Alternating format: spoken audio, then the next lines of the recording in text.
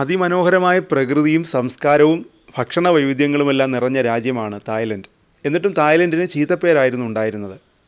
തായ്ലൻഡിലെ sex ടൂറിസത്തിന് മാത്രം പ്രാധാന്യം നൽകി സദാചാരക്കാർ ഈ രാജ്യത്തെ ബ്ലാക്ക് ലിസ്റ്റിൽ ഉൾപ്പെടുത്തി കളഞ്ഞു. തായ്ലൻഡിനെ അശ്ലീലമല്ലാതെ കാണാൻ പിന്നീട് കുറേ കാലമെടുത്തു. നിലവിൽ കീശ കീറാതെ പോയി വരാൻ ഏറ്റവും കൂടുതൽ സഞ്ചാരികൾ തിരഞ്ഞെടുക്കുന്ന രാജ്യങ്ങളിലൊന്നാണ് തായ്ലൻഡ്. ജീവിക്കാൻ ഏറ്റവും അനുയോജ്യമായ നഗരം, വളർന്നു വരുന്ന ഫിനാൻഷ്യൽ ഹബ്. ഒരു കാലത്ത് ജപ്പാൻ തലസ്ഥാനമായ ടോക്കിയോയെ ലോകം വാഴ്ത്തിയത് ഇങ്ങനെയായിരുന്നു. ടോക്കിയോയുടെ സുവർണ്ണ കാലഘട്ടമായിരുന്നു അത്.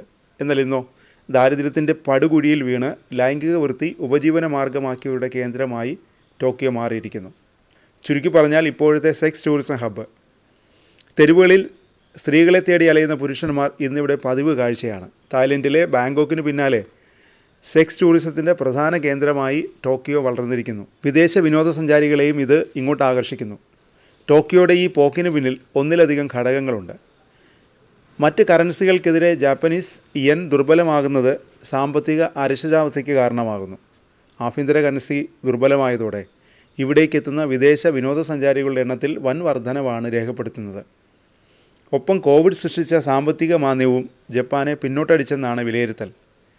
പല രാജ്യങ്ങളിൽ നിന്നുള്ളവർ ഇവിടേക്ക് വരുന്നു. പാശ്ചാത്യരും ഏഷ്യക്കാരുമുണ്ട്. എന്നാൽ ഭൂരിഭാഗവും ചൈനക്കാരാണ്.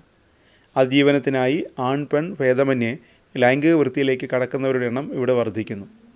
കോവിഡിന് പിന്നാലെയുണ്ടായ സാമ്പത്തിക പ്രശ്നങ്ങളാണ് ജപ്പാൻ സ്ത്രീകളെ ലൈംഗിക വൃത്തിയിലേക്ക് തള്ളിവിടുന്നത്. 2023 ലൈംഗിക വൃത്തിയിൽ ഏർപ്പെടുന്നതിനിടെ അറസ്റ്റിലായവരിൽ 80% 20 വയസ്സുള്ളവരാണ്. നിയമത്തിലെ പഴുതുകളും നിലവിലുള്ളവയുടെ മോശം സംവിധാനങ്ങളും വളർന്നു വരുന്ന സെക്സ് ടൂറിസത്തിന് ആക്കം കൂട്ടുന്നുണ്ട്. ശാരീരികമായ ആക്രമണങ്ങളും ദുരുപയോഗവും ലൈംഗിക വൃത്തിയിൽ ഏർപ്പെടുന്നവർ നേരിടേണ്ടി വരുന്നു. ലൈംഗിക രോഗങ്ങളും രാജ്യത്ത് പടരുന്നു. വിഷയത്തിൽ സർക്കാരും കർശന നടപടികളുമായി രംഗത്തുണ്ട്. ജപ്പാനിലെ എംപ്ലോയ്മെൻറ്റ് സെക്യൂരിറ്റി ആക്ട് ലംഘിച്ചുവെന്നാരോപിച്ച് ഈ ആഴ്ച ആദ്യം ടോക്കിയോ മെട്രോപൊളിറ്റൻ പോലീസ് 5 പേരെ അറസ്റ്റ് ചെയ്തിരുന്നു. സെക്സ് ഇൻഡസ്ട്രിയിൽ ജോലി ചെയ്യുന്നതിനായി സോഷ്യൽ മീഡിയ വഴി സ്ത്രീകളെ റിക്രൂട്ട് ചെയ്യുന്നവരാണിവർ. രാജ്യവ്യാപകമായി 350ഓളം സ്ഥാപനങ്ങളുമായി ഇവർ കരാറിൽ ഏർപ്പെട്ടതായും സോഷ്യൽ മീഡിയ വഴി സ്ത്രീകളെ റിക്രൂട്ട് ചെയ്യുകയും ചെയ്തതായി പോലീസ് പറയുന്നു.